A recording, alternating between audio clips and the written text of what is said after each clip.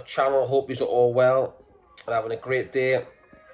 Yesterday, Newcastle United ladies team made history in beating Barnsley Ladies 2-1 in the FA Cup with an attendance of just over 28,000. That is absolutely incredible.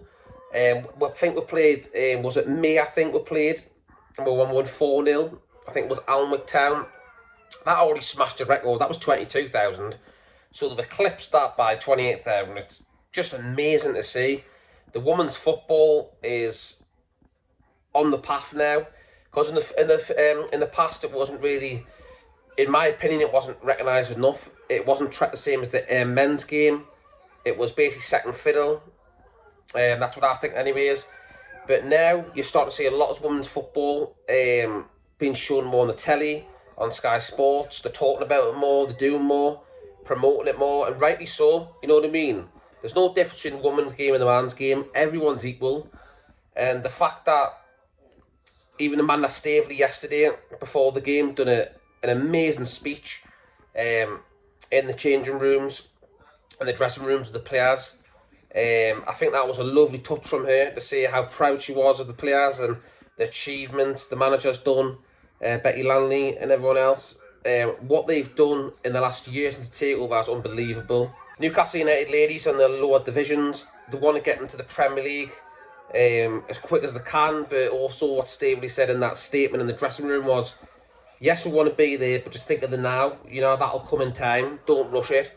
You can't just think of the end product. You've got to work for it, and that starts from where we are now. And I believe one day Newcastle Ladies will be one of the best teams in the Women's League, Premier League, and in Europe. Simple fact of that. With the investment we have in there, with the Saudis, Staveleys, and Rubens, our husband Murder Gadusi, we are going places. We're flying the league.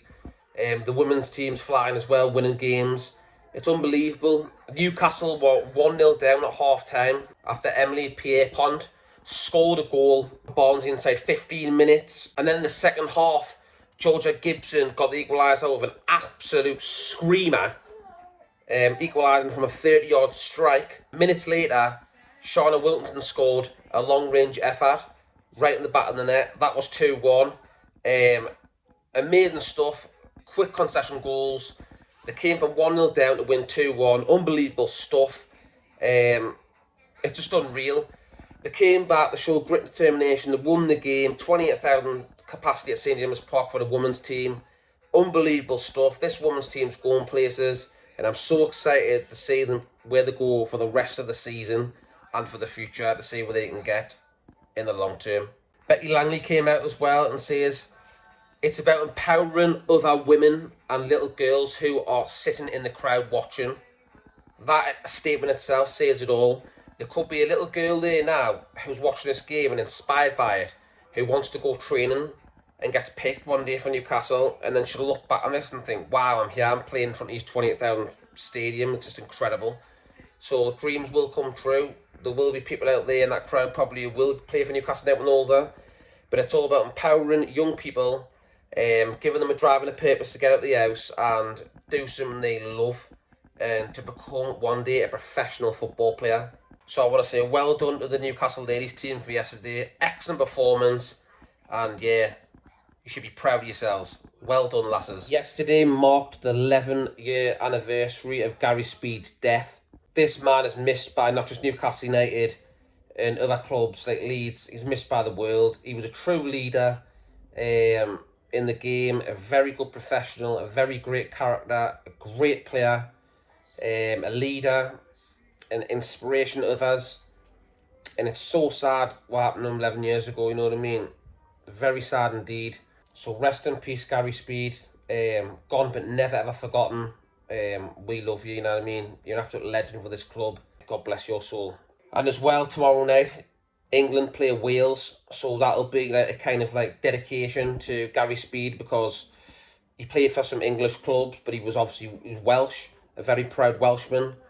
So to see England play Wales a couple of days after his 11th anniversary of his death, it's a special moment for his family and the people who knew him, and I'm sure that everyone will be thinking of him and his family on Tuesday night when the national anthems come on. A little bit of transfer news coming out now, and it's the player, the Brazilian talented youngster, Andre Santos. Apparently his contract with Vasco da Gama ends in 2027, but he's got a 40 million euros termination clause in his contract. So if Newcastle United pay the 40 million euros for him, we can get this player in now, and it says Newcastle are keen to pay his termination clause to sign the 18-year-old Brazilian talent. I've done a video on him a while back, and he's an outstanding player. The skills he has to take a player, to poke a ball through people's legs and run onto them and just terrorise people with skills and create chances and assist and score goals. This kid for 18 is an absolute wonder kid. And if we can snap him up in January, this will be another outstanding bit of business by Dan Ashworth. Outstanding. Not just to get quality players in for 60, 70 millions, to get these young lads in, develop them, and get them in the first team for Newcastle United in a few years' time. And when you do that, you will save a lot of money and get around financial fair play a lot easier. So it's all about balance in the squad and how we do stuff in the market. And if we do get this lad in, I think it'll be a really good coup for Newcastle United because he looks a real talent. Fabrizio Romano has tweeted that Newcastle have reached an agreement to hire Paul Midgley as head of youth recruitment, joining from Man City, where he was a regional scout. I think he's been there since May, but it looks like Newcastle have snapped him up. Agreements in place and deal done, as Newcastle want to improve all clubs' areas. I'll read a bit out in the article. It says Newcastle United have made a key signing as they look to improve their academy setup by appointing Manchester City scout Paul Midgley as new head of youth recruitment. Midgley joins the club from Manchester City, where he will work alongside sporting director Dan Ashworth and academy boss Steve Harper. Midgley has been with the English champions since May, where he served as the Northern UK youth scouting manager. So do you know if Man City come in for you, he must have been decent. I don't know why he left, but if Newcastle have got to Man City, he must be good scout. I'm very happy with that. This is the man we're getting in. Again, Newcastle are putting blocks and bridges in place and building Newcastle United up from the bottom to the top, getting all the structure into place. It's fantastic to see. We're building bit by bit, because we all know that we're under 21 side suffering, having a tough spell at the moment. The under 18 sit 10th in their division, so they're not doing very well. So Midgley's job will be come in and improve the under 18s and the youth academy recruitment. That's what his job will be. So if you like what you see, please consider to like and subscribe to the channel. That'd be great. Thank you very much. See you in the next one, people.